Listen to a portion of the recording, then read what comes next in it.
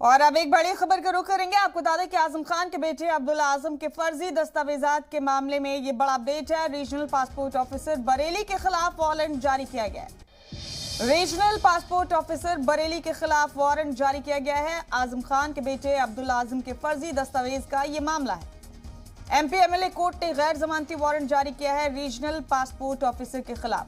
बड़ा अपडेट आपको दे रहे इस वक्त का। आपको बता दें कि 2 बर्थ सर्टिफिकेट मामले में पेशी होनी थी। पेशी पर नहीं पहुंचने के बाद रीजनल पासपोर्ट ऑफिसर को गैर जमानती वारंट जारी किया गया है एमपी एमएलए कोर्ट की जानिब से। बड़ा अपडेट दे रहे हैं आपको। आजम खान के बेटे अब्दुल्ला आजम के बर्थ सर्टिफिकेट मामले में ये बड़ा अपडेट है, बड़ी खबर है। रीजनल पासपोर्ट ऑफिसर के खिलाफ गैर जमानती वारंट जारी किया है एमपी एमएलए कोर्ट ने। आपको बता दें कि 2 बर्थ सर्टिफिकेट मामले में रीजनल पासपोर्ट ऑफिसर को पेश होना था और वो पेश नहीं हुए, लिहाजा एमपी एमएलए कोर्ट ने उन्हें गैर जमानती वारंट जारी किया है।